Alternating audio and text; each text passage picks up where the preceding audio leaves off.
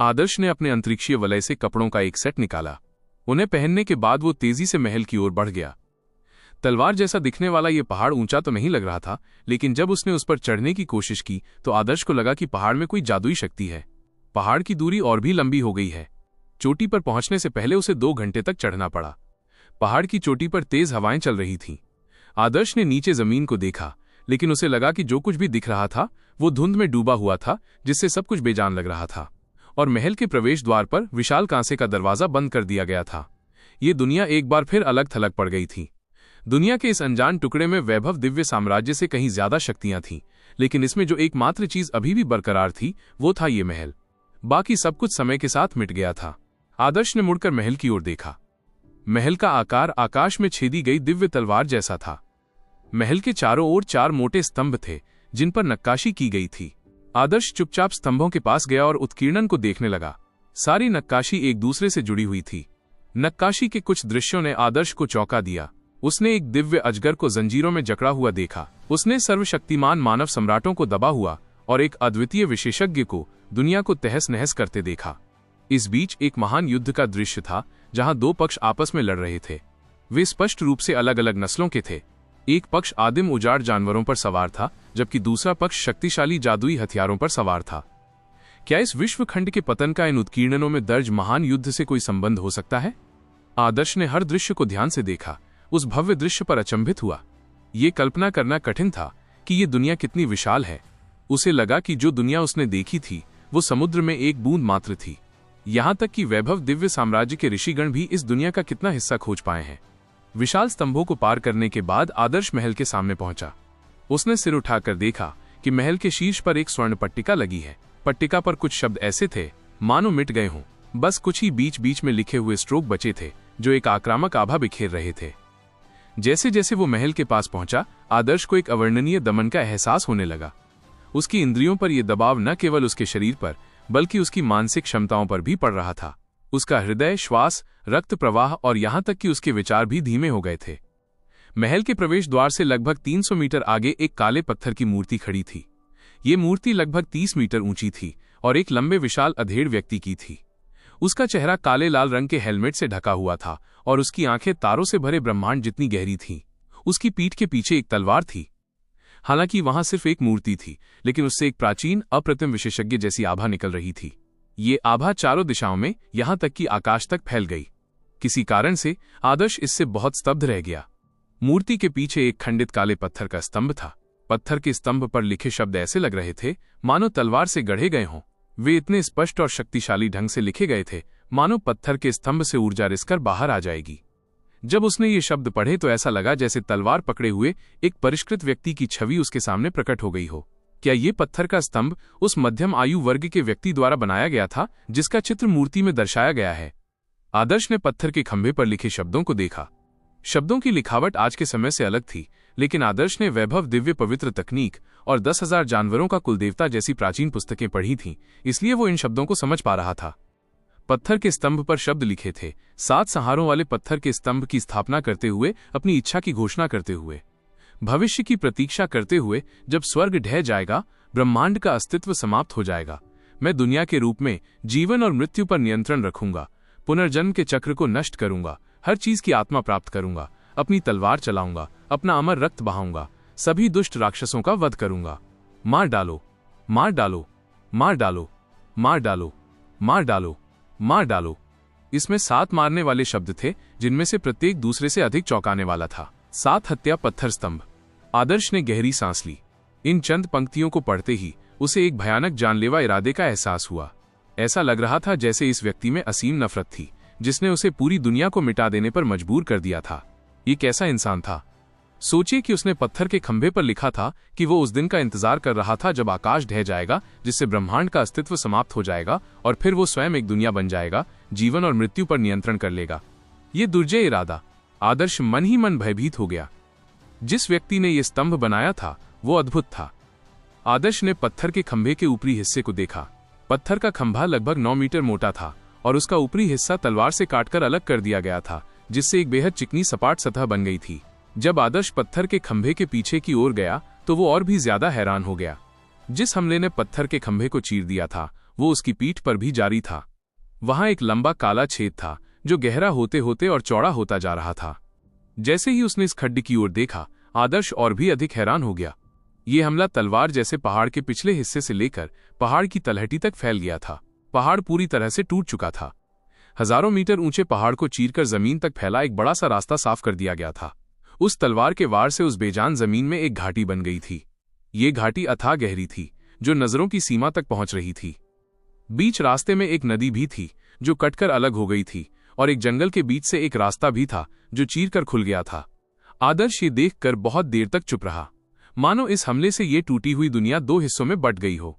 ये कैसी शक्ति थी?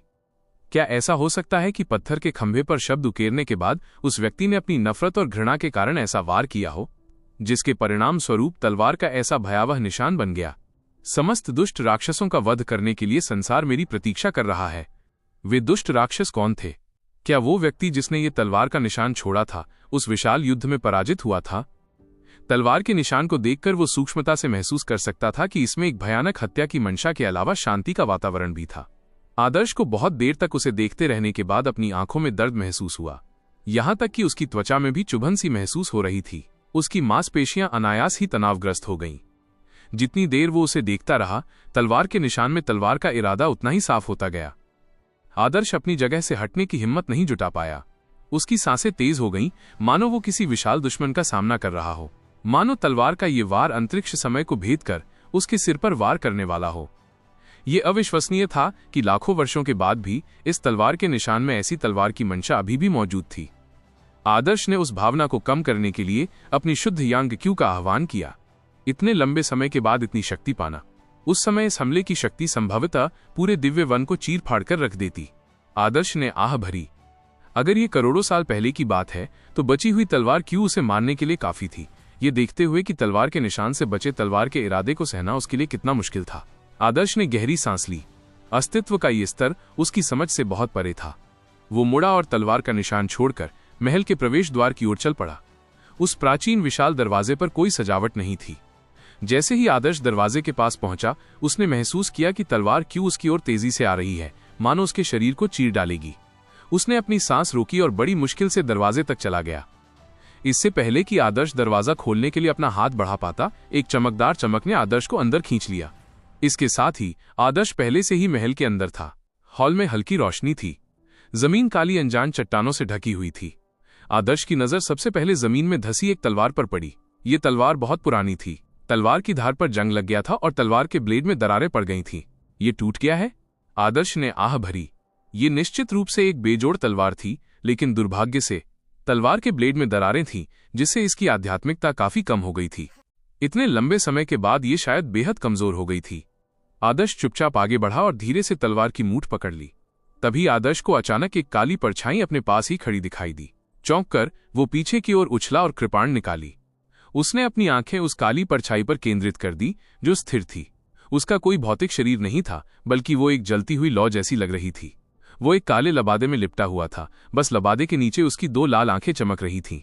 वे रात में रत्नों की तरह चमक रही थीं। तुम हो? आदर्श ने शुरू में सोचा था कि ये कोई अज्ञात जीवन रूप है, जैसे कि 7 हत्या स्तंभ पर उल्लिखित दुष्ट राक्षस।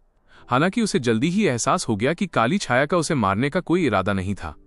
यदि वास्तव में उसकी हत्या करने की मंशा होती, तो इस महल में रहने वाला कोई भी प्राणी केवल एक विचार से ही उसे नष्ट कर सकता था। कितना समय हो गया? कोई सचमुच घुस आया है। काली छाया के उदास शब्दों में एक अवर्णनीय अकेलापन समाया हुआ प्रतीत हो रहा था। वरिष्ठ, क्या आप इस महल के संरक्षक हैं? आदर्श ने अनुमान लगाया। काली छाया बोली, मैं एक तलवार आत्मा हूं। मैंने अपने गुरु के साथ अनगिनत युद्धों में एक अज्ञात अवधि तक साथ दिया। अब मेरा शरीर नष्ट हो गया है और एक अवशिष्ट आत्मा बची है। मैं इस शुद्ध यांग तलवार महल में सो रही थी। ऐसा करके मैंने अपने पूर्णतः विलुप्त होने में लगने वाले समय को धीमा कर दिया है। अब आपके प्रवेश के साथ मैं जाग गई हूं। हालांकि इतनी लंबी नींद ने मुझे मेरे जीवन के अंत तक पहुंचा दिया है। काली परछाई की आवाज बहुत धीमी थी। ये सुनकर आदर्श के मन में विचार आया, वरिष्ठ, क्या आप करोड़ों सालों से सो रहे हैं? मुझे याद नहीं। इस दुनिया में आने से पहले मैं बहुत देर तक अंतरिक्ष में भटकता रहा हूं। मैंने शुरू में सोचा था कि उस दरवाजे से कोई नहीं गुजरेगा। फिर भी तुम्हें सचमुच एक ऐसा सौभाग्य मिला था। अंतरिक्ष में भटक रहे हैं? हाँ, करोड़ों साल पहले ये दुनिया दिव्य वन में गिरी थी। उससे पहले ये दुनिया का टुकड़ा और भी लंबे समय तक भटकता रहा था। आदर्श के मन में कई सवाल थे। काली परछाई उसके विचारों को भांप गई और बोली, तुम्हें अब अतीत की चीजों के बारे में पूछने की जरूरत नहीं है। इस दुनिया की तुलना में तुम बुरे नहीं हो। तुम्हारे पास एक निम्न श्रेणी का शुद्ध यांग शरीर है। अगर तुम इस दुनिया के सर्वश्रेष्ठ लोगों में से एक बन सकते हो तो ये अपने आप में कोई आसान काम नहीं है, लेकिन इतना ही काफी नहीं है। तुम जो पूछना चाहते हो वो व्यर्थ होगा। जब तक तुम मेरे स्वामी द्वारा तलवार महल में छोड़े गए तलवार के इरादे की समझ हासिल नहीं कर लेते, तब तक तुम इस तलवार महल के गहरे स्तरों में प्रवेश नहीं कर पाओगे। जब ऐसा होगा तो तुम तलवार महल को परिष्कृत कर सकोगे और मेरे स्वामी द्वारा छोड़ी गई वस्तुएं प्राप्त कर सकोगे। हालांकि तुम्हारे लिए ऐसा करना बहुत मुश्किल होगा, बहुत मुश्किल। आदर्श चुप रहा। वो जानता था कि काली परछाई की नजर में वो इस वीरान दुनिया का एक बहुत ही भाग्यशाली साधारण युवक था। उसकी योग्यताएं बमुश्किल ही उसे ये मुकाम दिला पाती थीं। क्या केवल वो ही तलवार महल में तलवार के इरादे पर अंतर्दृष्टि प्राप्त कर सकता है? तलवार की आत्मा को स्पष्ट रूप से इसकी कोई उम्मीद नहीं थी।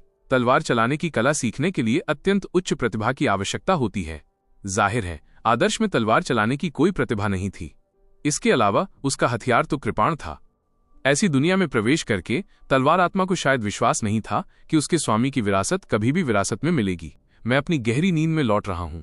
इस बार मैं और गहरी नींद में जाऊंगा और मुझे यकीन नहीं है कि मैं कब जागूंगा। चूंकि तुम शुद्ध यांग तलवार महल में प्रवेश कर चुके हो, इसका मतलब है कि तुम और मैं भाग्य में हैं। ये टूटी हुई तलवार तुम्हारी है। तुम जब चाहो यहां से जा सकते हो। तुम शुद्ध यांग तलवार महल में भी प्रशिक्षण ले सकते हो।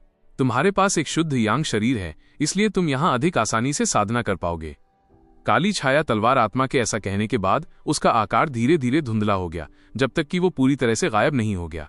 आदर्श हॉल में अकेला खड़ा रह गया। कुछ हल्की आवाजों के साथ टूटी हुई तलवार, जो मूल रूप से जमीन में धसी हुई थी, धीरे धीरे बाहर निकली और फिर जमीन पर गिर पड़ी। जंग लगी टूटी तलवार देखकर आदर्श कुछ अवाक रह गया। उसने जलते हुए नर्क में अपनी जान जोखिम में डालकर बोर्ड गेम की सरणी तोड़कर इस टूटी हुई दुनिया में प्रवेश किया था। फिर भी वो महल के भीतरी इलाकों में प्रवेश नहीं कर सका और उसे केवल ये टूटी हुई तलवार मिली, जो बहुत ही बुरी हालत में दिख रही थी। हालांकि आदर्श जानता था कि चूंकि काली छाया तलवार आत्मा ने उसे टूटी हुई तलवार दी थी, इसलिए ये निश्चित रूप से कुछ साधारण नहीं हो सकता। सवाल ये है कि इसमें असाधारण क्या है। आदर्श ने टूटी हुई तलवार उठाई और उसका निरीक्षण किया। तलवार की धार बिल्कुल भी तेज नहीं थी और बेहद कमजोर लग रही थी। प्राचीन शक्तिशाली व्यक्तियों की तलवारें करोड़ों वर्षों तक खराब रहने के बाद भी बेहद मजबूत बनी रहेंगी। हालांकि उनकी धार अब तेज नहीं रही, फिर भी वे हजार सेना के कृपाण से ज्यादा मजबूत जरूर होंगी। आदर्श ने अपने हाथ में हजार सेना वाली कृपाण देखी और आह भरी। कृपाण काफी देर तक साथ रही थी, लेकिन सुनहरे कौवे की प्रजाति से लड़ते हुए टूट गई। 6 फुट लंबे ब्लेड का सिर्फ 3 फुट ही बचा था। जब वो वैभव दिव्य नगर लौटेगा तो उसे एक और कृपाण धारण करनी होगी। कहा जा सकता है कि इस कृपाण ने काफी योगदान दिया। टूटी हुई तलवार हाथ में लिए आदर्श ने अपनी उंगलियों से ब्लेड को टटोला। उसे छोटी तलवार की खुरदरी बनावट महसूस हुई, जिससे आदर्श को एक आध्यात्मिक बदलाव का एहसास हुआ। काली तलवार वाली आत्मा ने मुझे एक कृपाण उपयोगकर्ता समझा, इसलिए उसे लगता है कि मैं तलवार महल के मालिक की तलवार की मंशा को समझने में असमर्थ हूं। फिर भी मैं ऐसा करने का प्रयास करूंगा। भले ही मैं कुछ समझ ना पाऊं, फिर भी भविष्य में मैं इसे धीरे धीरे पूरी तरह समझ जाऊंगा। हाथ में टूटी तलवार लेकर आदर्श शुद्ध यांग तलवार महल से बाहर चला गया। अब वो एक तरह से तलवार महल के मालिक के और भी करीब था। वे दोनों शुद्ध यांग नियमों की साधना करते थे। यही कारण था कि इस खंडित दुनिया ने उल्कापिंड रसातल एक शुद्ध यांग भूमि को तहस नहस कर दिया। जहां तक तलवार और कृपाण के बीच के अंतर की बात है, आदर्श को इनके बारे में ज्यादा जानकारी नहीं थी। तलवार और कृपाण दुनिया के सबसे आम हथियार थे। जब आदर्श ने पहली बार 1000 सेना वाली कृपाण चुनी थी, तो उसकी वजह यह थी कि 1000 सेना वाली कृपाण बेहद शक्तिशाली दिखती थी, इसलिए नहीं कि उसका कृपाण से कोई खास संबंध था। कृपाण भी काम करेगा, तलवार भी। आदर्श के लिए दोनों एक समान थे। आदर्श ने कानूनों का सत्य पढ़ने के बाद जाना कि चाहे कृपाण का सत्य हो या तलवार का सत्य, ये सभी शस्त्रों के दाव की शाखाएं हैं। और शस्त्रों का दाव युद्ध कलाओं के 3000 महान दाव में से सिर्फ एक प्रमुख श्रेणी थी। मार्शल आर्ट के शिखर तक पहुंचने के लिए केवल एक महान दाव का अनुसरण करना बहुत संकीर्ण था। अगर उसके पास ये क्षमता होती तो वो जितना ज्यादा महान दाव सीखता, उतना ही वो मूल के स्वर्गीय दाव के करीब पहुंचता। जब वो बाद में एक महान सम्राट बनता तो उसकी शक्ति और भी ज्यादा बढ़ जाती। अगर मैं तलवार के साथ साथ कृपाण के सत्य भी सीख लूं तो भी इसमें कोई बुराई नहीं है। अपने मन को स्थिर रखते हुए आदर्श तलवार महल के मालिक द्वारा छोड़े गए 7 हत्या स्तंभ के सामने चला गया। जब उसने आगे देखा तो तलवार का बड़ा निशान ऐसा लग रहा था मानो वो दुनिया को 2 हिस्सों में बांट देगा। आदर्श ने जंग लगी तलवार को तिरछा पकड़ा तथा टूटे हुए ब्लेड से हवा में तलवार के निशान को खींचा। उसी समय आदर्श ने बैंगनी क्रिस्टल की ऊर्जा दृष्टि खोली। ऊर्जा दृष्टि में आदर्श अपने भीतर ऊर्जा प्रवाह के उद्गम को प्रत्यक्ष रूप से देखने में सक्षम था। कृपाण की कब्र में वापस आकर आदर्श ने कृपाण सत्य के 32 शब्दों के मूल कृपाण सत्यों को देखने के लिए ऊर्जा दृष्टि का उपयोग किया था। आज आदर्श भी वही कर रहा था। बैंगनी क्रिस्टल बहुत जादुई था। आदर्श के अनुसार हालांकि काली तलवार वाली आत्मा में असाधारण अंतर्दृष्टि थी, फिर भी वो बैंगनी क्रिस्टल के अस्तित्व का पता नहीं लगा सकी। इस तरह की दिव्य कलाकृति का स्तर आदर्श की कल्पना से परे था।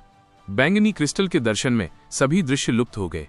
7 हत्या स्तंभ पर प्रत्येक मार शब्द नग्न आंखों से एक जैसा दिखता था, लेकिन बैंगनी क्रिस्टल की ऊर्जा दृष्टि से वे पूरी तरह से अलग थे। तलवार महल के मालिक ने अपनी तलवार की मंशा को 7 हत्या स्तंभ पर उत्कीर्ण करते समय लिखा था। प्रत्येक मार शब्द में एक अलग तलवार का इरादा निहित था, जो अलग महान दाव कानून के साथ उत्कीर्ण था। यद्यपि आदर्श शुद्ध यांग महल में प्रवेश करने और महल के मालिक की विरासत प्राप्त करने में असमर्थ था, फिर भी 7 हत्या स्तंभ अकेले ही एक खजाना था। हालांकि तलवार महल का दायरा आदर्श की कल्पना से कहीं परे था। 7 हत्याओं वाले स्तंभ में छूटी तलवार की मंशा आदर्श के लिए बहुत मुश्किल थी, भले ही वो उसकी उत्पत्ति को सीधे देख रहा था। ये संभवतः एक तलवार का इरादा था जो तलवार सत्य के उच्चतम क्षेत्रों तक पहुंच गया था। आदर्श 7 हत्या स्तंभ और तलवार के चौंकाने वाले निशान के सामने एक दिन और रात तक बिना हिले डुले खड़ा रहा। तलवार की सच्चाई की उत्पत्ति पर विचार करता रहा। हालांकि उसका स्तर बहुत कम था, वो इसका केवल एक बहुत छोटा सा हिस्सा ही समझ पाया। जब आदर्श की युवान क्यू समाप्त हो गई, तभी उसने अपनी आंखें खोली और 7 संहार स्तंभ से बाहर निकला। 7 संहार स्तंभ के सामने खड़ा होना उसकी दृढ़ता की परीक्षा थी। तलवार के इरादे से निकलने वाले दबाव को झेलने के लिए आदर्श को लगातार अपनी शुद्ध यांग क्यू का संचार करना पड़ता था। इस समय आदर्श थक चुका था और अब तक 7 हत्या स्तंभ की तलवार की सच्चाई पर विचार करने से उसे जो कुछ समझ आया था वो अत्यंत सीमित था। ये एक महान दाव था जो चरम सीमाओं तक पहुंचता था। इस पर चढ़ना बेहद कठिन था। फिर भी आदर्श हतोत्साहित नहीं हुआ। वो जानते थे कि मार्शल आर्ट का मार्ग कठिनाइयों से भरा है। मार्शल आर्ट का अभ्यास करने के लिए अकल्पनीय अकेलेपन को सहना पड़ता है। कई विशेषज्ञ दशकों तक एकांत प्रशिक्षण ले सकते हैं। इतने लंबे समय तक किसी व्यक्ति को एक कमरे में अकेले बैठना पड़ता था, जिससे वो अकेलेपन से पागल हो जाता था। हालांकि मार्शल आर्ट की खोज इस अकेलेपन को कम कर सकती है। आदर्श को 7 हत्याओं वाले स्तंभ में तलवार की सच्चाइयां सहारा दे रही थीं। आदर्श शुद्ध यांग तलवार महल में लौट आया। तलवार महल में उसके लिए केवल 2 ही जगहें थीं जहां वो जा सकता था। एक था हॉल और दूसरा था साधना कक्ष। जब आदर्श ने साधना कक्ष में प्रवेश किया तो उसे इस बात की अधिक समझ प्राप्त हुई कि काली तलवार की आत्मा ने ऐसा क्यों कहा कि ये शुद्ध यांग तलवार महल उसके लिए साधना खजाने की भूमि थी। साधना कक्ष के भीतर शुद्ध यांग सरणी करोड़ों वर्षों के बाद भी नष्ट नहीं हुई थी। वो अभी भी स्वर्ग पृथ्वी युवान क्यूई को एकत्रित करने में सक्षम थी। कक्ष की यांगची आश्चर्यजनक रूप से शुद्ध थी।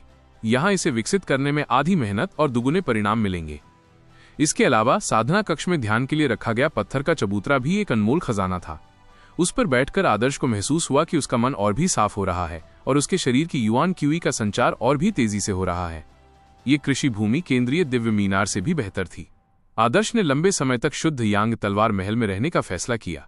प्रशिक्षण के लिए बाहर आने से ठीक पहले उसने केंद्रीय दिव्य मीनार की 69वीं मंजिल पर स्थित अपने निवास से अस्थायी रूप से बाहर निकल लिया था। केंद्रीय दिव्य मीनार के आवास सराय जैसे थे। उनका किराया प्रतिदिन के हिसाब से लिया जाता था। अगर कोई ड्रैगन स्केल रून्स का अग्रिम भुगतान भी कर देता तो भी जब तक वो वहां नहीं रुकता ड्रैगन स्केल रून्स वापस मिल सकते थे। अब आदर्श को लगा कि उसे भविष्य में अक्सर शुद्ध यांग तलवार महल आना चाहिए। उसे अब केंद्रीय दिव्य मीनार की ज्यादा जरूरत नहीं थी। उसने जो 6 महीने बचाए थे वे वैभव दिव्य नगर में उसके 6 साल बिताने के लिए काफी हो सकते थे। इस टूटी हुई दुनिया में भी रात और दिन थे। आदर्श रोजाना 7 संहार स्तंभ के सामने खड़ा होकर तलवार के इरादे पर विचार करता। रात में वो महल के कक्ष में ध्यान करता। जब उसे भूख लगती तो वो अपने अंतरिक्षीय वलय में रखा भोजन और पानी खा लेता। दिव्य वन में यात्रा करते हुए उसने बहुत सारा उजाड़ जानवरों का मांस इकट्ठा कर लिया था। वो उसके खाने के लिए पर्याप्त था। इस प्रकार आदर्श ने अपने मार्शल आर्ट कैरियर का पहला दीर्घकालिक एकांत प्रशिक्षण शुरू किया। वो अपने साधना स्तर को सुदृढ़ करना चाहता था तथा इस एकांत प्रशिक्षण के दौरान तलवार और कृपाण की दोहरी साधना के लिए आधार तैयार करना चाहता था। पतझड़ आते ही बसंत बीत गया। आदर्श को अब पता ही नहीं चला कि कितना समय बीत गया। उसे बस इतना पता था कि उसके बाल लगातार बढ़ रहे हैं। उसकी लंबाई भी तेजी से बढ़ गई थी। 13 से 14 साल की उम्र के बीच का एक बच्चा अपनी विकास यात्रा पर था। बादलों के जंगल में कुपोषण के कारण आदर्श का शारीरिक विकास धीमा था। हालांकि अब उजाड़ जानवरों के मांस और हड्डियों के अवशेषों से उसे भरपूर पोषण मिल रहा था, इसलिए उसकी ऊंचाई दिन ब दिन बढ़ती जा रही थी। आदर्श को अचानक एहसास हुआ कि वो जो कपड़े अपने साथ लाया था वे सभी एक साइज छोटे थे। वो अनजाने में ही एक वयस्क पुरुष की ऊंचाई तक पहुंच गया था, यहां तक कि वो वयस्कों में भी औसत से ऊपर होता। उसका शरीर और भी गठीला होता गया और उसकी मांसपेशियां सुडौल हो गईं, लेकिन ज्यादा नहीं। उसके चेहरे पर बचपना तो झलकता ही था, पीछे से देखने पर भी वो किसी वयस्क से अलग नहीं लगता था। हालांकि आदर्श 7 संहार स्तंभ में निहित तलवार की मंशा को समझने में असमर्थ था, फिर भी लंबे समय के बाद आदर्श ने 7 संहार स्तंभ की तलवार की मंशा का बपतिस्मा अनुभव किया। धीरे धीरे आदर्श को तलवार की मंशा का सामना करने के लिए वैभव दिव्य पवित्र तकनीक का प्रयोग करने की आवश्यकता नहीं रही। अनजाने में तलवार महल के मालिक द्वारा छोड़े गए इस चौंकाने वाले तलवार हमले का आकर्षण बैंगनी क्रिस्टल के साथ विलीन हो गया और सूक्ष्म रूप से आदर्श के आध्यात्मिक समुद्र में खुद को ब्रांड कर लिया। यह एक अवर्णनीय अनुभूति थी। अब हालांकि आदर्श ऐसी तलवार की मंशा को खत्म करने में असमर्थ था, उसने तलवार की मंशा में निहित कानूनों की सभी संरचनाओं को गहराई से याद किया था। उसे लगा कि अब उसके जाने का समय आ गया है। उन्होंने वैभव दिव्य नगर लौटने की योजना बनाई।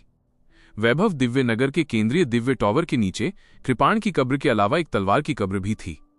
आदर्श को अब यकीन हो गया था कि तलवार और कृपाण वाली कब्रों का स्तर शुद्ध यांग तलवार महल से कम है। तुलनात्मक रूप से कहें तो तलवार वाली कब्र के नियमों को समझना शुद्ध यांग तलवार महल की तुलना में ज्यादा आसान होना चाहिए। तलवार की कब्र में प्रवेश करके वो तलवार की नींव रख सकता था और फिर शुद्ध यांग तलवार महल में लौटकर वहां बचे हुए तलवार के इरादे को समझ सकता था। फिर वो अपने तलवार के इरादे का इस्तेमाल करके शुद्ध यांग तलवार महल में प्रवेश कर सकता था। वो शुद्ध यांग तलवार महल को परिष्कृत करके उसे अपना भी बना सकता था। बस यही सोचकर आदर्श का खून खौल उठा। इस महल का खजाना उसकी कल्पना से कहीं अधिक था। वो इसे अपने शरीर के भीतर रखकर बड़ा या छोटा भी कर सकता था। ये उड़ भी सकता था और जमीन में सुरंग भी बना सकता था।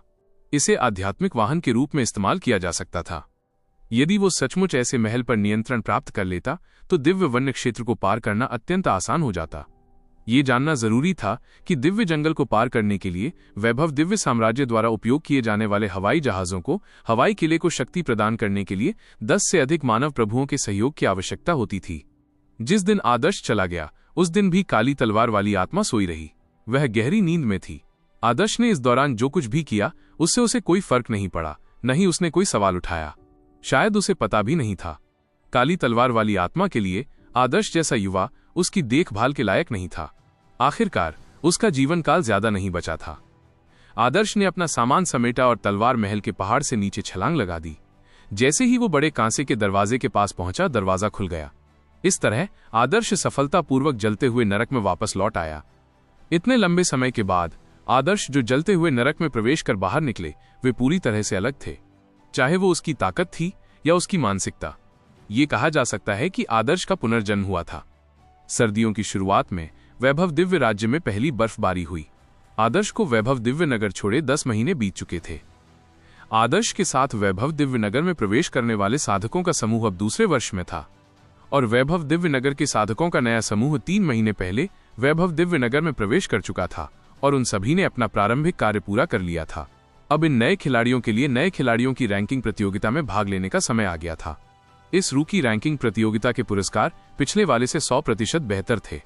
मुख्य कारण ये था कि वैभव दिव्य नगर के नगर स्वामी का जन्मदिन आ रहा था। वैभव दिव्य नगर के नगर स्वामी के स्तर के किसी व्यक्ति के लिए हर 100 साल में एक जन्मदिन भोज होता था और जन्मदिन भोज के दिन वो एकांतवास प्रशिक्षण में हो सकता है या खंडहरों की खोज में निकला हो सकता है। कई कारणों से जन्मदिन भोज आयोजित नहीं किया जाता था। दरअसल वैभव दिव्य नगर के वर्तमान नगर स्वामी थोड़े रहस्यमयी थे। पिछली कुछ शताब्दियों में वे शायद ही कभी प्रकट होते थे। जन्मदिन के किसी भी प्रकार के भोज का आयोजन तो दूर की बात है। वैभव दिव्य नगर के प्रभारी लोग मुख्य रूप से 2 बुजुर्ग एल्डर शमशेर और अचल थे। जब उन्होंने अचानक अपने जन्मदिन के भोज की घोषणा की तो कई लोगों को आश्चर्य हुआ। कुछ लोगों ने अनुमान लगाया कि इसके पीछे कोई खास वजह होगी। बेशक ये सिर्फ उच्च वर्ग के लोगों द्वारा विचार की जाने वाली बातें थीं। वैभव दिव्य नगर के बाकी साधकों के लिए ये निश्चित रूप से अच्छी खबर थी। ऐसे महान व्यक्ति के जन्मदिन के भोज में शामिल होना और इस तरह के आयोजन का साक्षी बनना एक बड़ा सौभाग्य था और जन्मदिन समारोह के दौरान वैभव दिव्यनगर के कई संसाधनों पर छूट दी गई और कई पुरस्कारों में बढ़ोतरी की गई। ये सबसे व्यावहारिक लाभ थे। निस्संदेह जो खिलाड़ी रूकी रैंकिंग प्रतियोगिता में उच्च स्थान पर होंगे, उन्हें शहर के स्वामी के जन्मदिन समारोह से सबसे अधिक लाभ मिलेगा। नए खिलाड़ियों में प्रथम बनने के लिए सभी ने अपनी सर्वश्रेष्ठ कौशल का प्रदर्शन करते हुए अपनी सभी चालों का उपयोग किया। अब ये तय करने की लड़ाई थी कि सबसे अच्छा नौसिखिया कौन था। अंतिम लड़ाई एक युवक और एक युवती के बीच थी। उस युवक का नाम तारांग था। वो किसी प्रतिष्ठित परिवार से नहीं था और उसे एक औसत से ऊपर का कुलीन ही माना जा सकता था।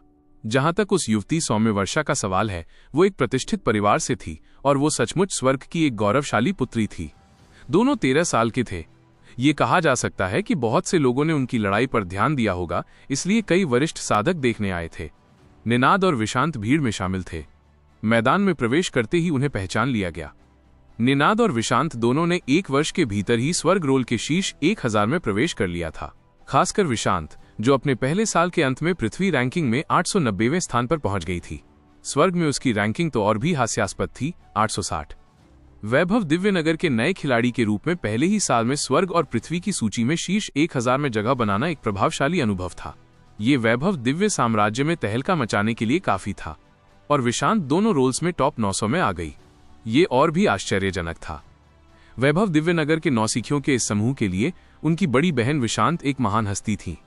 युवान की स्थापना से पहले ही उन्होंने एक पहलू कुलदेवता को संघनित कर लिया था और कानूनों की उनकी समझ उनकी उम्र के योद्धाओं से कहीं ज्यादा थी। विशांत के चारों ओर प्रकाश के इतने सारे वलियों ने कई नौसिखियों को विशांत का वफादार प्रशंसक बना दिया। विशांत और निनाद के आगमन से काफी हलचल मच गई। नए खिलाड़ियों ने जल्दी से उन दोनों के लिए रास्ता बना लिया। तारांग और सौम्य वर्षा भी उन दोनों की प्रशंसा करते थे। हालांकि वे प्रतिभाशाली थे, लेकिन वे जानते थे कि निनाद और विशांत की तुलना में वे काफी पीछे थे। उन्होंने ये भी सुना था कि पिछली नौसिखिए रैंकिंग प्रतियोगिता में विशांत चैंपियन नहीं थी, बल्कि आदर्श नाम का एक युवक चैंपियन था। लेकिन आदर्श किशोरावस्था में बहुत जल्दबाज था, इसलिए वो प्रशिक्षण के लिए उल्कापिंड रसातल गिरते हुए ताराद्वार की निषिद्ध भूमि में अकेले ही चला गया। उसके बाद वो गायब हो गया। ऐसा कहा जाता है कि वैभव दिव्यनगर के एल्डर अचल आदर्श को ढूंढने के लिए फॉलन स्टार गेट में भी गए थे, लेकिन उन्हें कुछ नहीं मिला। अब तक आदर्श 10 महीने से गायब था। मूलतः साधक की पहचान टोकन में न केवल व्यक्ति की पहचान, ड्रैगन स्केल रून्स और उजाड़ जानवरों को मारने से प्राप्त अंक दर्ज होते थे, बल्कि ये उनका स्थान भी बताता था। लेकिन मौके पर खोजबीन करने के बाद भी आदर्श का पता नहीं चला। इस प्रकार ये सबसे अधिक संभावना थी कि आदर्श की पहचान टोकन फॉलन स्टार गेट में नष्ट हो गई थी। इस पहचान चिन्ह को एक औसत जादुई वस्तु माना जाता था और ये उतना शक्तिशाली नहीं था। फॉलन स्टार गेट के भीतर के अराजक वातावरण में शुद्ध यांग ज्वालाओं द्वारा इसका नष्ट हो जाना कोई आश्चर्य की बात नहीं थी। इस प्रकार आदर्श की स्थिति आशावादी नहीं थी। कुछ लोगों का मानना था कि आदर्श की मृत्यु हो गई है। वैभव दिव्यनगर के नियमों के अनुसार जो व्यक्ति 1 वर्ष तक गायब रहता था, उसे मृत मान लिया जाता था। ऐतिहासिक रूप से ऐसे अति पागल लोग थे जिन्होंने लगभग 1 वर्ष तक दिव्य वन्य क्षेत्र में प्रशिक्षण लिया था। कुछ लोगों को पहले मृत मान लिया गया था, लेकिन वे सुरक्षित वापस आ गए। लेकिन ऐसी घटनाएं दुर्लभ थीं। फिर भी वे आदर्श की तरह नहीं थे। विशांत और निनाद द्वारा लाई गई खबर के अनुसार आदर्श प्रशिक्षण के लिए फॉलन स्टार गेट में गया था। यहां तक कि सबसे शानदार लोग भी इतने लंबे समय तक वहां प्रशिक्षण लेने की हिम्मत नहीं कर पाते। इसलिए कई लोगों को लगा कि आदर्श के खिलाफ हालात बहुत ज्यादा थे। वैभव दिव्य साम्राज्य में केवल पोषित प्रतिभाओं पर ही ध्यान दिया जाता था। जो प्रतिभाएं लुप्त हो जाती थीं या मर जाती थीं, उन्हें जल्दी ही भुला दिया जाता था।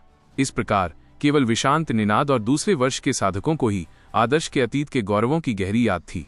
जहां तक नए साधकों का सवाल है, वे आदर्श का नाम नहीं जानते थे। अगर उन्होंने सुना भी होता तो वो सिर्फ एक अनोखी कहानी होती। मैच शुरू हो गया था। सौम्य वर्षा और तारांग ने अपने सभी कौशल का प्रदर्शन किया और उन्होंने प्रभावशाली ढंग से मुकाबला किया।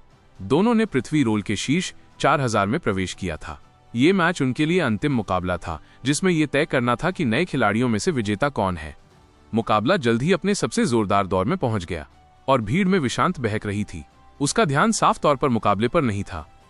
क्या बात है विशांत, आदर्श के बारे में सोच रही हो? निनाद, जो विशांत के पास खड़ा था, ने पूछा। विशांत ने सिर हिलाया। वो इस नए खिलाड़ी की रैंकिंग प्रतियोगिता देखने आई थी, न कि सौम्य वर्षा और तारांग पर ध्यान केंद्रित करने के लिए। वे दोनों भविष्य में विशांत के लिए कोई खतरा नहीं बनेंगे। विशांत इस मैच में पिछले साल आदर्श के साथ हुई लड़ाई को याद करने आई थी। हालांकि वो उस लड़ाई में हार गई थी, लेकिन इस लड़ाई ने उसके जीवन पर अब तक की सबसे गहरी छाप छोड़ी थी। इसलिए वो उस लड़ाई को लेकर बेहद भावुक थी। उस समय जब हम उल्कापिंड रसातल में प्रशिक्षण ले रहे थे, अगर आदर्श ना होता तो घाटी में ब्लू ब्लड ऐप द्वारा हमारा रास्ता रोके जाने पर और फिर गहरे कुंड में अजीबोगरीब मछलियों द्वारा घेर लिए जाने पर हम मर जाते। ये कहा जा सकता है कि आदर्श ने हमें 2 बार बचाया था। किसने सोचा होगा कि हम सुरक्षित लौट आए, लेकिन सिर्फ आदर्श गायब हो गया। हालांकि एल्डर अचल को भी लगता है कि आदर्श के साथ कुछ हुआ है, फिर भी मुझे लगता है कि आदर्श इतनी आसानी से नहीं मरेगा। वो किसी वजह से वापस नहीं लौटा है, विशांत ने धीरे से कहा। निनाद ने सिर हिलाया और कहा, आदर्श एक ऐसा इंसान है जिसका भाग्य उसका साथ दे रहा है। वो निश्चित रूप से इतनी आसानी से नहीं मरेगा, लेकिन लोग चिंतित हैं क्योंकि उसकी पहचान का पता ही नहीं चला है।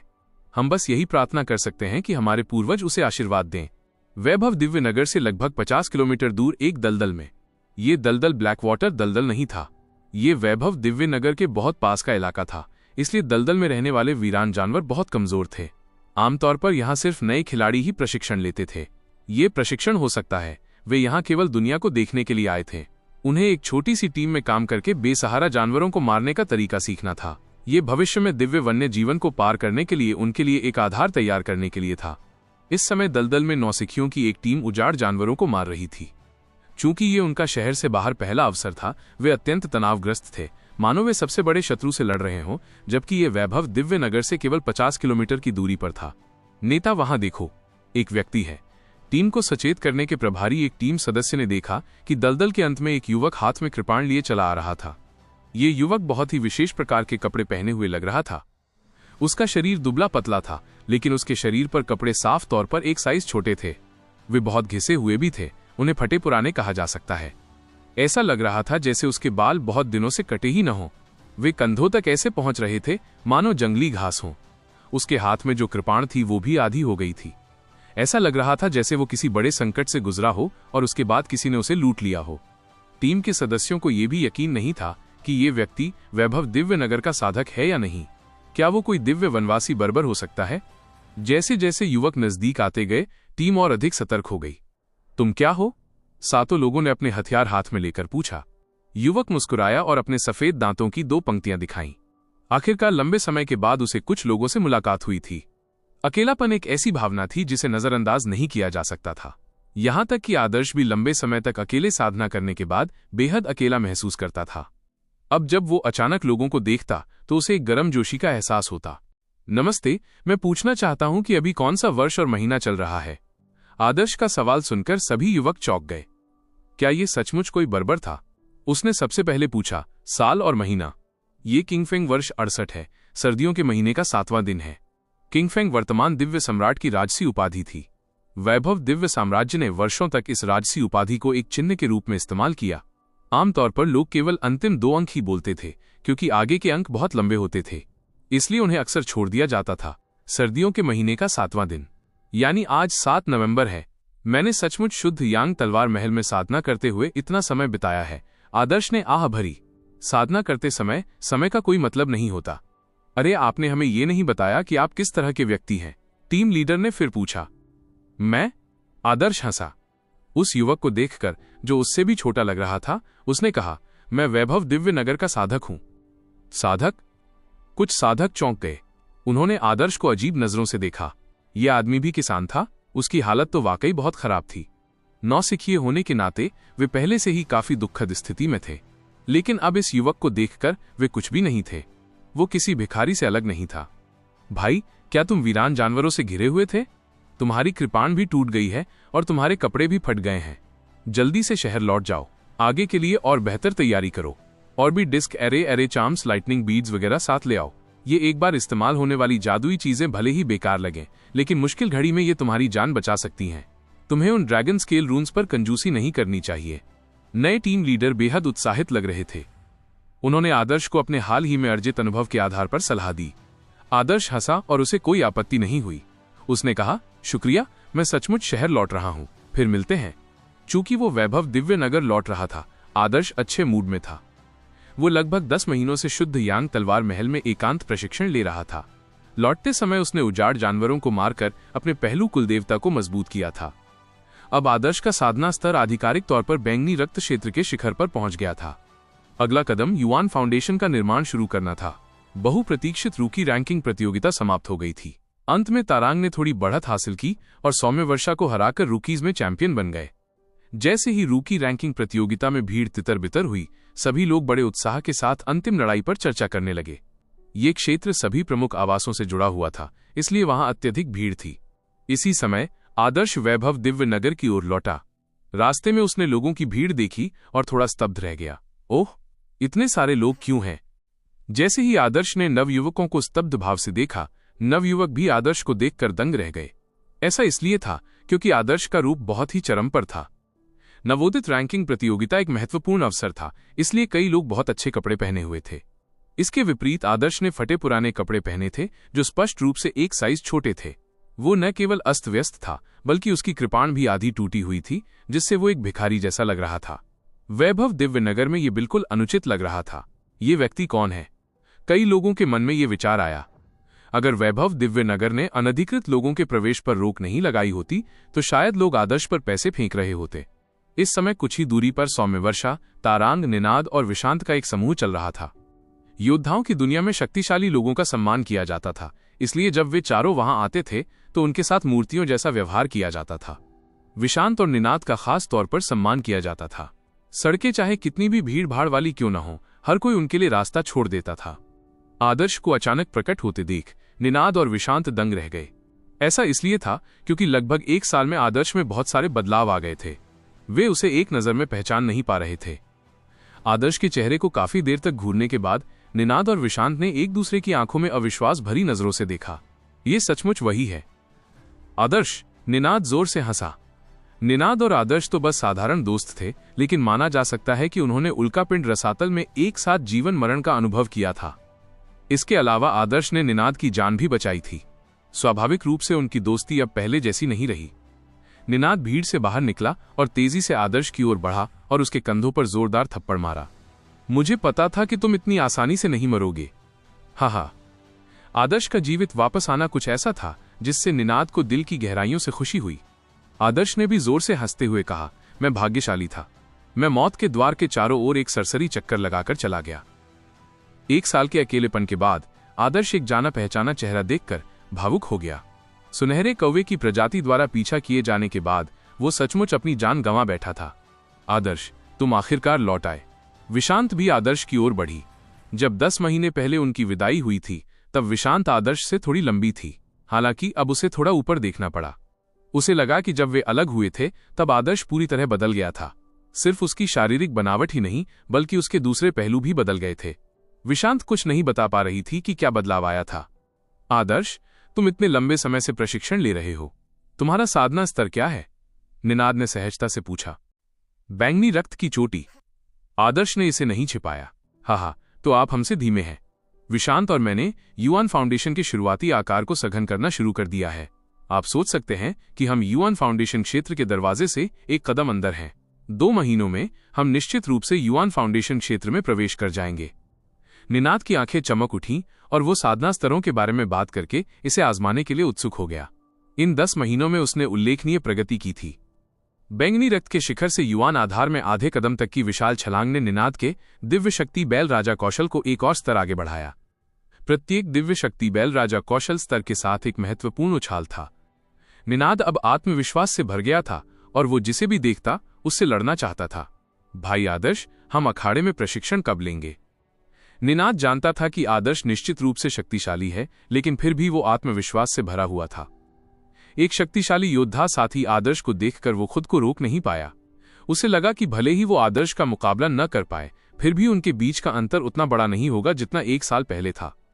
आसपास के नौसिखिए ये देखकर अचंभित रह गए कि निनाद और विशांत आदर्श के साथ इतनी खुशी से बात कर रहे थे। उन्होंने कभी उम्मीद नहीं की थी कि ये भिखारी जैसा व्यक्ति निनाद और विशांत का अच्छा दोस्त होगा। आदर्श, क्या वो पिछले साल की रूकी रैंकिंग प्रतियोगिता का चैंपियन नहीं है? कुछ नए साधकों ने आदर्श के बारे में सुना था। उनके मन में इस नाम के बारे में कुछ धारणाएं थीं जो अब वैभव दिव्य नगर के साधकों द्वारा लगभग भुला दी गई थीं। ये तो उसे ही होना चाहिए था, लेकिन इस व्यक्ति ने पिछली रूकी रैंकिंग प्रतियोगिता में विशांत को हरा दिया था। क्या ये सच है? जब सबने ये सुना तो वे दंग रह गए। ये आदमी उनके दिमाग में बैठे उस विशेषज्ञ से बिल्कुल अलग था। उनमें एक विशेषज्ञ की छवि नहीं थी, फिर भी वो वास्तव में विशांत और निनाद से अधिक शक्तिशाली थे। कई नए खिलाड़ी आदर्श को हैरानी और संदेह से देख रहे थे। विशांत और निनाद की ताकत उनमें से कई लोगों ने देखी थी और ये भयावह था। हालांकि उनके सामने वाला व्यक्ति किसी शरणार्थी शिविर से निकला हुआ लग रहा था। ऐसा नहीं लग रहा था कि उसने कोई मुकाम हासिल किया हो। उन्हें यकीन करना मुश्किल हो रहा था कि यह व्यक्ति कोई महाविशेषज्ञ है। भले ही वो 1 साल पहले बहुत ताकतवर था, लेकिन वो बहुत लंबे समय से गायब था और किसी को नहीं पता था कि इस दौरान उसने क्या अनुभव किया। क्या वो सचमुच निनाद और विशांत का नेतृत्व कर सकता था? उनमें से कई लोग ऐसे विचार रखने से खुद को नहीं रोक सके। इस समय आदर्श ने विशांत और निनाद को विदाई देने का फैसला किया। भाई आदर्श, जब समय मिले तो अखाड़े में आ जाना। जब आ जाओ तो मुझे बता देना। निनाद अभी भी आदर्श के साथ हुई बहस की बात नहीं भूला था। उसके विचार से आदर्श की वापसी निश्चित रूप से रैंकिंग को चुनौती देने के लिए थी। आदर्श मुस्कुराया और बोला, जरूर। हाँ, मेरे साथ लापरवाही मत करो। शायद तुम्हें पता ना हो, लेकिन विराट, अर्जुन और कियाओ भाई वैभव दिव्यनगर छोड़ चुके हैं। अब इस क्षेत्र में पहले कुछ स्थान खुल गए हैं और सबकी नजर उन पर है। कुछ वरिष्ठ साधक जिन्हें प्रथम स्थान पाने की उम्मीद है, वे सभी इसके लिए कड़ी प्रतिस्पर्धा में हैं। खासकर चल रहे नगर स्वामी के जन्मदिन समारोह के कारण अखाड़े के पुरस्कारों में काफी वृद्धि हुई है। निनाद ने ऐसा कहते हुए अपने पीछे खड़ी भीड़ की ओर इशारा किया। रूकी रैंकिंग प्रतियोगिता के कारण अखाड़े में थोड़ी देर के लिए विराम था। अगर ऐसा ना होता तो अनगिनत लोग लड़ते, सामान्य से भी ज्यादा। ओ, विराट, अर्जुन और बाकी लोग चले गए हैं? आदर्श ये सुनकर दंग रह गया। दरअसल वे पूरे 6 साल वैभव दिव्यनगर में रहे थे और अब उनके जाने का समय आ गया था। दया।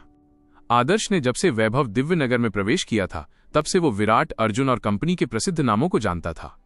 आदर्श हमेशा से विराट के साथ मुकाबला करना चाहता था। हालांकि आदर्श अभी बैंगनी रक्त के चरम पर था और साधना स्तर में अंतर के कारण वो विराट का मुकाबला नहीं कर सकता था। केवल आदर्श ही अपने और विराट के बीच का अंतर जानता था। और अब वे वैभव दिव्यनगर छोड़ चुके थे, जिससे उन्हें चुनौती देने का कोई अवसर नहीं बचा। इसे केवल दुखद ही कहा जा सकता है। हाँ, उनके यहां होने से हमारे लिए पृथ्वी रोल को चुनौती देना बहुत मुश्किल होगा। निनाद हंसा। उसने आदर्श के विचारों पर कोई ध्यान नहीं दिया। उसके दृष्टिकोण से जो कोई भी अपने वर्ष के विराट को चुनौती देना चाहता था, वो केवल मनमौजी सोच रहा था। अब अखाड़े की कुल शक्ति कम हो गई है। 5वें वर्ष के कई साधक विराट से कहीं कमजोर हैं। शायद 1-2 साल में हम स्वर्ग और पृथ्वी के शीर्ष 5 कलाकारों को चुनौती दे पाएंगे। निनाद बहुत उत्साहित था। अगर वो अपने 4थे साल में वैभव दिव्यनगर के शीर्ष 5 में जगह बना पाता तो ये उसके लिए गर्व की बात होती। आदर्श ने आह भरी। दरअसल वैभव दिव्य साम्राज्य हर साल बेहद प्रतिभाशाली कुलीनों को जन्म नहीं देता था। वर्तमान वैभव दिव्यनगर में थोड़ी कमी थी। आदर्श को अब भी बेजोड़ प्रतिभाओं से लड़ना पसंद था। विराट के चले जाने के बाद केवल ज्वाला ही बची थी। हालांकि वो अखाड़े में कम ही दिखाई देती थी। न ही उसने स्वर्ग या पृथ्वी की दौड़ को चुनौती दी थी। उसकी ताकत पर सवालिया निशान था। भाई आदर्श, आपके लिए लौटना आसान नहीं रहा होगा। चलो डिवाइन मून रेस्टोरेंट में चलकर 2 कप पीते हैं। निनाद आदर्श को शराब पिलाना चाहता था। हालांकि आदर्श ने अपना सिर हिलाया। चलो इसे किसी और समय पर करते हैं। मैं बहुत लंबे समय से चला गया हूं। अब जब मैं वैभव दिव्यनगर में वापस आ गया हूं तो मुझे सबसे पहले ग्रैंड मास्टर तेजस्वी और एल्डर अचल का अभिवादन करना होगा। इन 2 लोगों में से एक तो उसका अर्ध गुरु था और दूसरा भले ही उसका गुरु न हो, पर उसने उसे बहुत कुछ सिखाया था। आदर्श के लिए वरिष्ठों का अभिवादन करना उचित ही था। लगभग 1 घंटे बाद केंद्रीय दिव्य टावर की 69वीं मंजिल पर मिस शीतल अपनी छोटी टांगों पर ज्वाला के प्रशिक्षण मैदान की ओर दौड़ी। इस बार क्या बात है? ज्वाला ने अधीरता से कहा। उसकी ये नौकरानी छोटी छोटी बातों पर हैरान हो जाना पसंद करती है। शीतल ने जल्दी से कहा। वो व्यक्ति जिससे तुम विशेष रूप से नफरत करती हो, वो वापस आ गया है। ज्वाला ने यह सुना तो उसका मुंह सिकुड़ गया। उसने बिना ध्यान दिए कहा, ये मालकिन कितने लोगों से नफरत करती हैं, मुझे तो सब याद भी नहीं। तुम किसकी बात कर रही हो? ये वो आदर्श है। शीतल ने हांफते हुए अपने गोल मटोल हाथों से अपने माथे से पसीना पोंछा। आदर्श? ज्वाला हैरान रह गई। उसने अनजाने में अपने परिवार के हृदय सूत्र का अभ्यास करना बंद कर दिया। 10 सेकंड तक चुप रहने पर उसके चेहरे का भाव बदल गया। वो बदमाश जो लगभग 1 साल पहले गायब हो गया था, वास्तव में वापस आ गया था। कुछ देर सोचने के बाद ज्वाला ने बड़बड़ाते हुए कहा, अच्छे लोग जवानी में ही मर जाते हैं, लेकिन आपदाएं 1000 साल तक अपनी छाप छोड़ जाती हैं। मुझे पता था कि वो इतनी आसानी से नहीं मरेगा। ठीक है, शीतल ने जोर से सिर हिलाया। मिस, क्या आप उनसे मिलने जाना चाहेंगी? वो अभी ग्रैंडमास्टर तेजस्वी का अभिवादन कर रहे हैं। ज्वाला का मुंह फड़क उठा। मुझे उससे मिलने की क्या जरूरत है? कुछ ही दिनों में वो मेंढक हमारे पास वापस आ जाएगा। आगे से हम अक्सर मिलेंगे। कितना दर्द है। ये कहकर ज्वाला ने फिर से अपनी मार्शल आर्ट का अभ्यास करना शुरू कर दिया। हालांकि वो खुद को इसके बारे में सोचने से नहीं रोक पाई। सोचते सोचते उसके होंठ सिकुड़ गए और एक भयावह मुस्कान उभर आई। हालांकि उसे आदर्श हमेशा एक कष्टकारी चीज लगती थी, लेकिन वो कभी नहीं चाहती थी कि वो दुष्ट ऐसे ही मर जाए। मिस, आप मुस्कुरा क्यों रही हैं? शीतल ने उत्सुकता से पूछा। क्या मैं मुस्कुरा रही हूं? ज्वाला थोड़ी देर रुकी और फिर बड़बड़ाई। मैं इसलिए हंस रही हूं क्योंकि वो बदमाश वापस आ गया है। मेरे पास फिर से खेलने के लिए कुछ मजेदार है। देखो अब मैं उसे कैसे बेवकूफ बनाती हूं। के। ज्वाला खुशी से हंसने लगी। शीतल ने अपना सिर हिलाया और गहराई से सोचने की। लगता है मिस उसे बेवकूफ बनाने में कभी कामयाब नहीं हुई। बेशक वो कभी भी ये बात खुलकर कहने की हिम्मत नहीं करेगी। आदर्श के वैभव दिव्यनगर लौटने की खबर आधे दिन से भी कम समय में तेजी से फैल गई। नए साधकों को आदर्श नाम का ज्यादा अंदाजा नहीं था। हालांकि दूसरे वर्ष के कई साधकों, खासकर उनके शत्रुओं के लिए ये नाम बहुत मायने रखता था। ये नाम अविस्मरणीय था। वो बदमाश वास्तव में नहीं मरा। इस समय एक छोटे से आंगन में उदास चेहरों वाले कुछ लोग इकट्ठे थे। वे तीनों जो कुर्सियों पर बैठे थे, दिगंत, अविचल और अधिराज थे। अविचल और अधिराज भाई थे और चू राजघराने से थे। अविचल ने आदर्श और दिगंत के बीच हुए युद्ध में आदर्श के खिलाफ दांव लगाने का मौका गंवा दिया था और बुरी तरह हार गया था। कानून का सच हार गया था, जिसके कारण उसे अपने परिवार के कुल द्वारा दंडित किया गया था। जहां तक अधिराज का सवाल है, जिसे हमेशा अपने उजाड़ स्वर्ग तकनीक पर गर्व था, उसका चेहरा आदर्श ने फाड़ दिया था। हालांकि जो व्यक्ति आदर्श से सबसे ज्यादा नफरत करता था वो इन लोगों में से नहीं था। इस आंगन के कोने में एक युवक खड़ा था, जिसके शरीर पर जख्मों का निशान था और एक हाथ गायब था। वह प्रखर था। 10 महीने पहले उल्कापिंड रसातल के फ्रॉस्ट पूल में उस पर अचानक अजीबोगरीब मछलियों के एक झुंड ने हमला कर दिया था। मछलियों ने उसके शरीर को बुरी तरह क्षत विक्षत कर दिया था। उसके शरीर से मांस के टुकड़े नोच लिए थे। इस अनुभव को याद करने मात्र से ही उसे बुरे सपने आने लगे। मरने के लिए तैयार न होने के क्रोध के कारण वो बड़ी कठिनाई से बर्फीली झील से बाहर निकला और अंततः जीवित बचने में सफल रहा। वो बाल बाल बच गया। उसके शरीर का ऊपरी मांस और त्वचा गायब हो गई। उसके शरीर पर बस खून से सनी बची हुई मांसपेशियां बची थीं। ये भयानक था। उसकी एक भुजा एक बड़ी मछली द्वारा फाड़ दी गई थी। एक हाथ खोना प्रखर के लिए सबसे बड़ा दुख था। एक योद्धा बिना अंग के कैसे रह सकता है? ऐसा नहीं था कि किसी व्यक्ति का हाथ ठीक करने लायक कोई खजाना नहीं था, बस वो बहुत महंगा था। यहां तक कि उसका यांग परिवार भी मुश्किल से एक हाथ पा सकता था। और अगर ये मिल भी गया तो जो हाथ दोबारा उगाया जाएगा वो एक सामान्य मानव हाथ ही होगा। उसे फिर से शुरू से प्रशिक्षण देना होगा। ये कल्पना करना आसान था कि उसे किस प्रकार की कठिनाई और पीड़ा से गुजरना पड़ा होगा। प्रखर को बस नफरत ही नफरत थी। उसे उस अजीब मछली से नफरत थी और हर चीज से। मूलतः जब प्रखर को बुरी तरह से काट लिया गया और अचानक उस पर विपत्ति आ पड़ी, तो दर्द के कारण वो ये सोच भी नहीं पाया कि उस पर अचानक अजीब मछलियों ने हमला क्यों किया। हालांकि होश में आने के बाद उसे वो भयानक दुःस्वप्न याद आया। उसे याद आया कि उस समय पानी में उसने एक विस्फोट सुना था और फिर युआन क्यूई की एक किरण देखी थी। किरण के भीतर एक तीर उसकी ओर उड़ रहा था। तीर के सिरे पर कुछ हरा था। वो घास जैसा दिख रहा था। तीर उस पर निशाना लगाकर नहीं चलाया गया था और उससे थोड़ी दूरी पर ही गुजर गया था, लेकिन उस तीर के साथ भयानक विचित्र मछलियों का समूह था। जैसे जैसे प्रखर को उस समय के दृश्य याद आते गए, उसे यकीन होता गया कि क्या हुआ था। युआन क्यू का ये उतार चढ़ाव निश्चित रूप से किसी योद्धा की वजह से था, किसी बेबस जानवर की वजह से नहीं। प्रखर को धीरे धीरे याद आया कि तीर के सिरे पर लगी घास वही जानवर को लुभाने वाली घास थी जिसका उसने पहले इस्तेमाल किया था। अचानक प्रखर को ये बात समझ में आ गई। अजीबोगरीब मछलियां जानबूझकर किसी चीज से दूर उसकी ओर खींची जा रही थीं ताकि उसे नुकसान पहुंचाया जा सके। उस तीर के बारे में, उस समूह में केवल आदर्श ही धनुष और बाण का प्रयोग करता था। प्रखर का गुस्सा उस समय चरम पर था। वो आदर्श के खून से अपने प्रायश्चित की मांग कर रहा था। हालांकि आदर्श के लापता होने के बाद उल्कापिंड रसातल में उसकी संभावित मृत्यु की बात ने प्रखर के क्रोध को थोड़ा शांत कर दिया। उन्होंने इसे आदर्श के लिए उचित परिणाम माना। यद्यपि वो अपना बदला लेने में असमर्थ था, जिसके कारण वो इसे स्वीकार करने में असमर्थ था। वो जानता था कि यदि आदर्श वास्तव में वापस भी आ जाए तो भी वो उसका कुछ नहीं बिगाड़ सकता। उसके पास कोई सबूत नहीं था। अगर उसके पास सबूत भी होता तो भी वो आदर्श के खिलाफ शिकायत दर्ज नहीं करा सकता था, क्योंकि वही वो व्यक्ति था जिसने शुरू में उस उत्परिवर्तित 3 आंखों वाले मकड़ी को उनके पास फुसलाया था।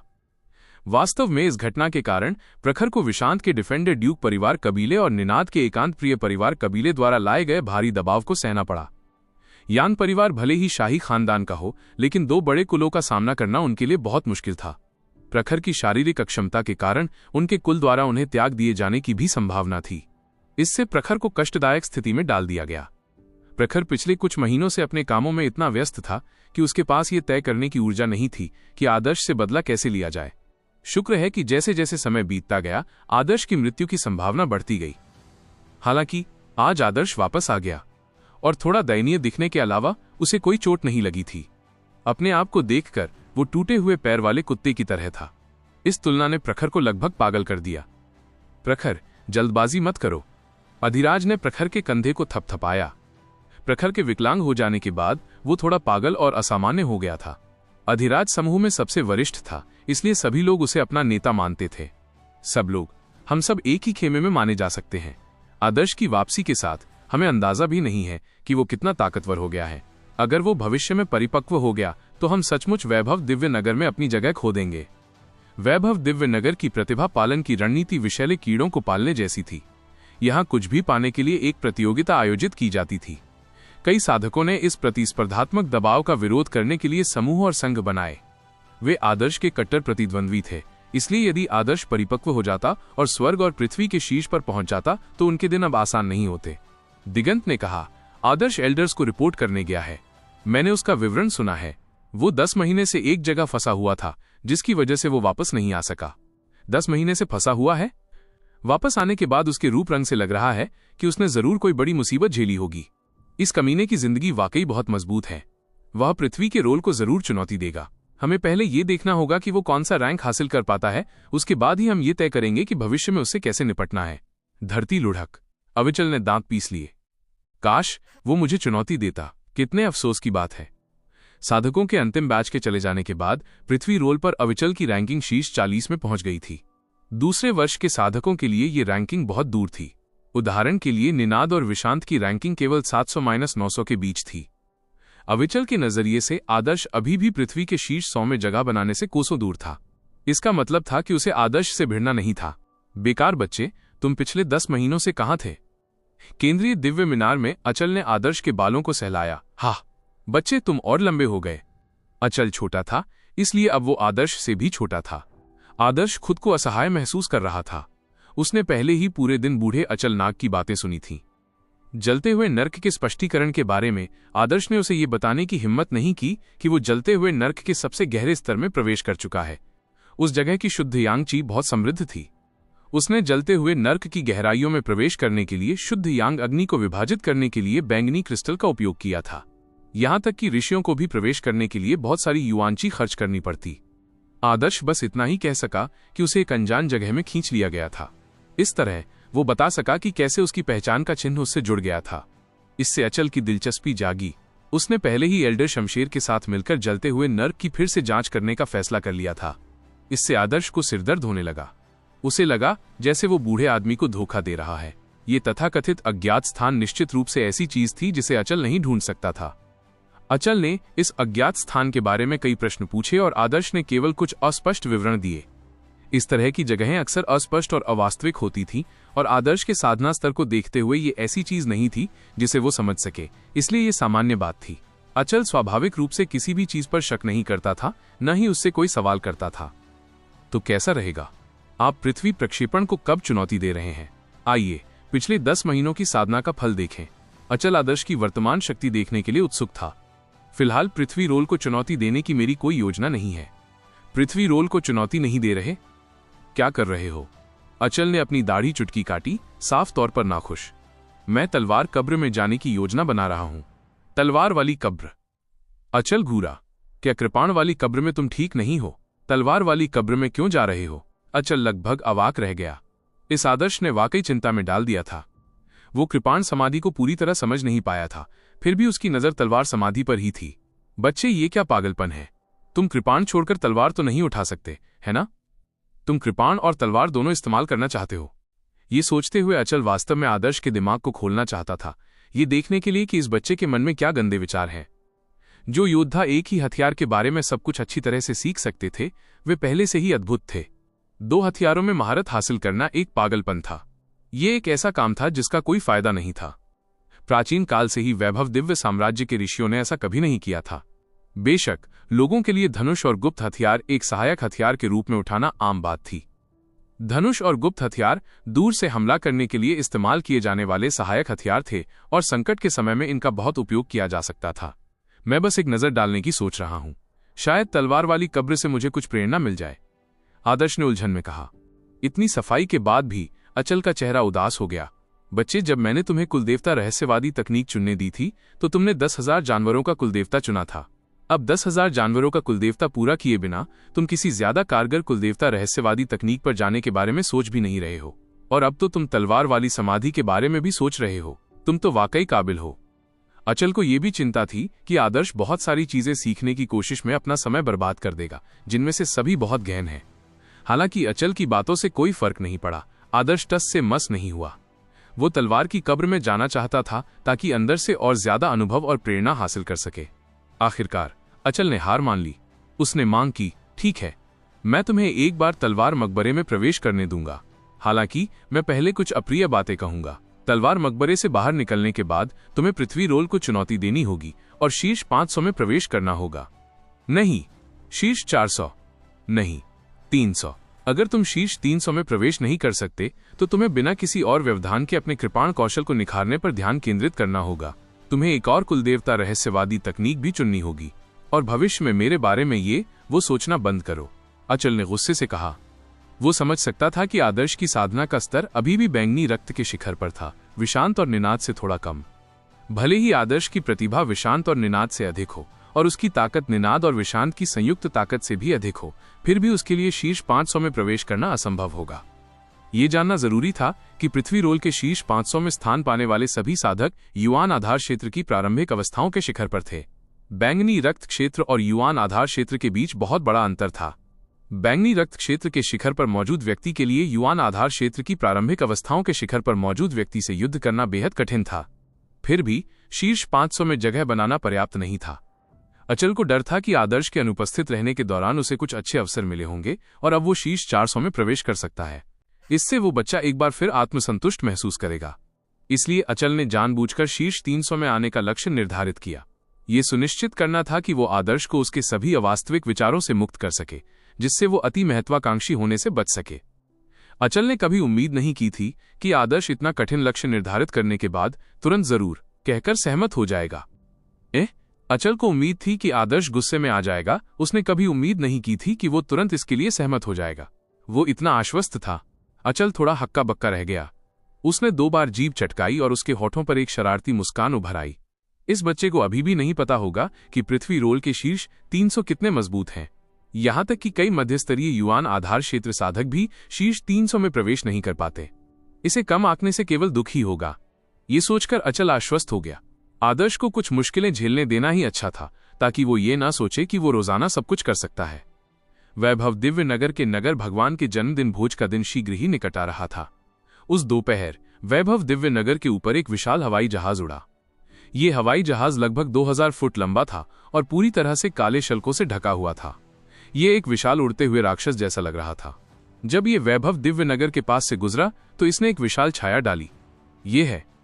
वैभव दिव्य नगर के साधकों ने हवाई पोत की ओर देखा और दंग रह गए। ये हवाई पोत वैभव दिव्य नगर के हवाई पोतों से अलग था और बहुत बड़ा भी था। इस उड़ते हुए राक्षस को देखकर कई लोग विस्मय और छोटे होने की भावना महसूस करने से खुद को नहीं रोक पाए। कुछ लोगों ने देखा कि उस विशाल हवाई जहाज के किनारे एक अजीब सा चिन्ह था। ये काले बादलों का एक समूह था जिसके बीच एक काला ड्रैगन उड़ रहा था। मेघ ड्रैगन दिव्य साम्राज्य। कुछ और जानकार लोगों ने इस प्रतीक को देखने के बाद कहा, मेघ ड्रैगन दिव्य साम्राज्य की सीमा वैभव दिव्य साम्राज्य से मिलती थी। वैभव दिव्य साम्राज्य पूर्व में था, जबकि मेघ ड्रैगन दिव्य साम्राज्य पश्चिम में था। दोनों देशों की उत्तरी सीमाओं के उत्तर में विशाल दिव्य वन्य क्षेत्र था।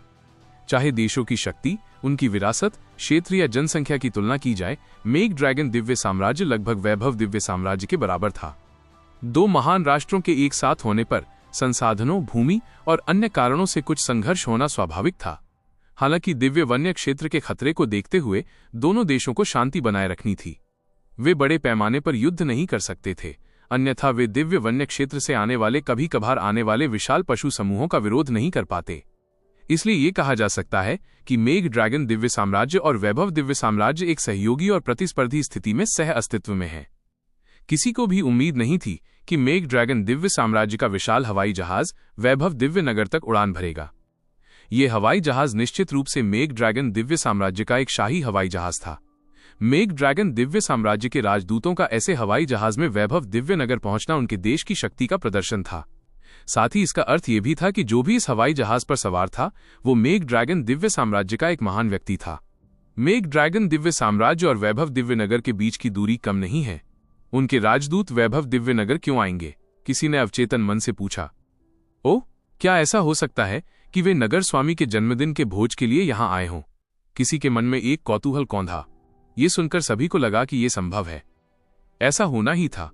वैभव दिव्य नगर में हाल के दिनों में एकमात्र बड़ा आयोजन नगर स्वामी का जन्मदिन भोज था। अजीब बात है, हमारे वैभव दिव्य साम्राज्य और मेघ ड्रैगन दिव्य साम्राज्य के बीच संबंध इतने अच्छे नहीं हैं। उन्होंने हमारे नगर स्वामी के जन्मदिन के भोज के लिए अपनी शुभकामनाएं भेजने के लिए विशेष रूप से एक राजदूत क्यों भेजा? कुछ अधिक विचारशील लोगों को लगा कि कुछ गड़बड़ है। इस समय बड़े हवाई जहाज के भीतर एक आलीशान हॉल में पीले कपड़े पहने एक मोटा आदमी 1 मीटर लंबा भुना हुआ वीरान जानवर का पैर पकड़े हुए था। वो अपने मुंह से उसका मांस नोच रहा था। पतला पैर पूरी तरह से भुना नहीं था, इसलिए उसमें अभी भी थोड़ा खून था। जब पीले वस्त्र वाला मोटा आदमी मांस खा रहा था तो वो ऊपर खड़ा होकर अपने हवाई जहाज की खिड़की से वैभव दिव्य नगर के साधकों को कृपालु दृष्टि से देख रहा था। उसके कोण से उसके नीचे लोगों की भीड़ चींटियों से अलग नहीं थी, जिन्हें वो अपने पैरों से कुचल सकता था। ये वैभव दिव्य नगर के साधक हैं? मुझे तो ये कुछ खास नहीं लग रहे। पीले कपड़े पहने मोटा आदमी हंसा तो उसने अपनी लंबी जीभ से उस लाचार जानवर के मुंह के आसपास के खून को चाट लिया। उसकी आंखों में तिरस्कार का व्यंग्यात्मक भाव उभर आया। पीले कपड़े पहने मोटी औरत के पीछे एक राजकुमारी जैसी लड़की थी जो बैंगनी रंग का महलनुमा गाउन पहने हुए थी। उसने हाथ में शराब का गिलास थाम लिया और उसके अंदर के लाल तरल का स्वाद चखा। उसके चेहरे पर एक मनमोहक मुस्कान उभरी। महामहिम ने पहले कहा था कि वैभव दिव्य राज्य में वैभव दिव्य नगर का स्थान हमारे मेघ ड्रैगन दिव्य राज्य के युनलांग के 72 पगोड़ा के बराबर है। इन्हें तुच्छ न समझें। हाँ, जो भी हो, हम यहाँ जन्मदिन की शुभकामनाएं देने आए हैं, लड़ने नहीं। हाँ, अगर जरूरत पड़े तो ये शिष्टाचार है कि हम देखें कि वे क्या कर सकते हैं। पीले वस्त्रधारी मोटे आदमी ने सहजता से कहा तो गाउन वाली लड़की ने धीरे से अपना सिर हिलाया। ये कोई साधारण उत्सव नहीं है। इस बार भगवान 7 सितारा पगोड़ा के स्वामी स्वयं आकर वैभव दिव्य नगर के नगर स्वामी से कुछ चर्चा करना चाहते थे। रिपोर्ट्स कहती हैं कि इसका संबंध उस रहस्यमय व्यक्ति से है जो अचानक प्रकट हुआ था। हाँ, ये तो ऊपर वालों के मामले हैं, मुझे तो कोई परवाह ही नहीं। मैं इस जन्मदिन की दावत में जितना चाहूं उतना मांस खा लूंगा। हाँ, अगर कोई झगड़ा हो तो मुझे बुला लेना। ये कहते हुए उस मोटे आदमी ने मुर्गे के आकार का एक और मांस का टुकड़ा तोड़ा और कुछ देर चबाने के बाद उसे निगल गया। 1 मीटर लंबा जानवर का पैर जल्दी ही पूरा खत्म हो गया। उसने लापरवाही से अपने तेल से सने हाथ कपड़ों पर पहुंचे और हॉल के कोने की ओर देखा। क्या कहती हो निर्मल? हॉल के कोने में एक काले कपड़े पहने पीले चेहरे वाला युवक बैठा था। उसके पैर खुले हुए थे और घुटने मुड़े हुए थे। उसके दोनों हाथ घुटनों पर टिके हुए थे और एक काली तलवार उसके पैरों के पास तिरछी रखी हुई थी। उसका सिर थोड़ा झुका हुआ था। उसके लटकते बाल उसकी आंखों को ढक रहे थे, जिससे कोई उसका चेहरा नहीं देख पा रहा था। हॉल में वो अजीब तरह से खामोश था। इतना सन्नाटा कि लोगों को उसके अस्तित्व का एहसास ही नहीं था। शांत काले कपड़े पहने युवक का सामना करते हुए पीले वस्त्र पहने उस मोटे आदमी ने मुंह में लार भर ली और लगभग दम घुटने लगा। इस बदमाश से बात करना वाकई एक तरह से नकारे जाने जैसा था। तभी हॉल का दरवाजा धक्का देकर खोला गया। एक हट्टा कट्टा आदमी भावशून्य भाव से अंदर आया। उसने एक मोटा फर का लबादा पहना हुआ था जिसका कॉलर ऊपर उठा हुआ था। उसके पैरों में लंबे सख्त जूते थे जिनका आधार उजाड़ हड्डियां थीं। उसके कदमों से हड्डियों को झंकृत करने वाली पादा पादा जैसी आवाजें निकल रही थीं। हम यहां हैं, चलो नीचे चलें। इस पुरुष का सामना करते हुए पीले वस्त्रधारी मोटा आदमी और गाउन वाली लड़की आदरपूर्वक पेश आए। हाँ, भगवान पगोड़ा मालिक। कोने में बैठा पीला युवक भी धीरे से खड़ा हो गया। हवाई जहाज का दरवाजा खुलते ही वे चारों प्रकाश की किरण के साथ केंद्रीय दिव्य मीनार की ओर उड़ चले। कोई उड़ गया। वैभव दिव्य नगर के कई लोग अपनी आंखें तान रहे थे। वे नहीं जानते थे कि वे लोग कौन थे, लेकिन उन्होंने अनुमान लगाया कि वे मेघ ड्रैगन दिव्य साम्राज्य के शक्तिशाली व्यक्ति थे। इन विचारों को मन में रखते हुए उन्होंने कभी नहीं सोचा था कि कुछ ही दिनों बाद अज्ञात गुटों के हवाई जहाज वैभव दिव्य नगर की ओर उड़ान भरेंगे। गुजरते दिनों में बड़ी संख्या में लोग जहाजों से उतरकर केंद्रीय दिव्य मीनार में प्रवेश कर गए। इन गुटों ने अपने अपने प्रतीक चिन्ह लगाए, जिनमें से कुछ को दूसरे आसानी से पहचान लेते थे। मेघ ड्रैगन दिव्य साम्राज्य के अलावा तियान गुआंग शाही राजवंश भी था। ये मेघ ड्रैगन दिव्य साम्राज्य के आकार का लगभग आधा देश था, लेकिन इसे कम करके नहीं आंका जाना चाहिए था। उनके अलावा अन्य स्वतंत्र पारिवारिक कुलों के राजदूत भी थे। ये स्वतंत्र पारिवारिक कुल किसी देश से संबंधित नहीं थे, लेकिन उनकी विरासत बहुत बड़ी थी। एक पारिवारिक कुल किसी देश के बराबर था। इनमें से कुछ कुलों का अस्तित्व वैभव दिव्य साम्राज्य से भी कम नहीं था। उनके पास भयानक शक्तियां थीं जिन्हें नजरअंदाज नहीं किया जा सकता था। वहां और भी ज्यादा लोग आ रहे थे। ये सचमुच वीरों का जमावड़ा लग रहा था। ये देखकर वैभव दिव्य नगर साधक आश्चर्यचकित रह गए। नगर स्वामी का ये जन्मदिन भोज कितना भव्य था। एक दिन बाद एक और शक्तिशाली आकृति प्रकट हुई। इस व्यक्ति की पहचान ने वैभव दिव्य साम्राज्य के कई साधकों की सांसें रोक दी। वो वैभव दिव्य साम्राज्य का युवराज था। वैभव दिव्य साम्राज्य के राज परिवार में अनगिनत बच्चे थे। सिर्फ वैभव दिव्य नगर में ही यांग उपनाम वाले बहुत से साधक थे। इन कुलीन लोगों का उपनाम यांग था। यदि उनकी वंशावली का पता लगाया जाए तो उनका शाही परिवार से रक्त संबंध पाया गया। हालांकि वर्तमान क्राउन प्रिंस की तुलना में वे कुछ भी नहीं थे, न केवल स्थिति और पहचान में बल्कि ताकत में भी। युवराज लगभग 3000 वर्ष के थे। उन्हें राजघराने के हजारों बच्चों में से चुना गया था और उनमें असाधारण प्रतिभा थी। राजघराने द्वारा उन्हें पोषित करने के प्रयासों के कारण अब वे मानव ऋषि कहलाने से बस एक कदम दूर थे। एक बार जब वो ऋषि बन गया तो वर्तमान दिव्य सम्राट उसे सिंहासन सौंप देगा। इसलिए वैभव दिव्य साम्राज्य में युवराज का स्थान स्पष्ट था। क्राउन प्रिंस आ गए हैं। ये जश्न बहुत शानदार होने वाला है। लोग जानते थे कि ये उत्सव उनके जीवन का सबसे महान उत्सव होगा।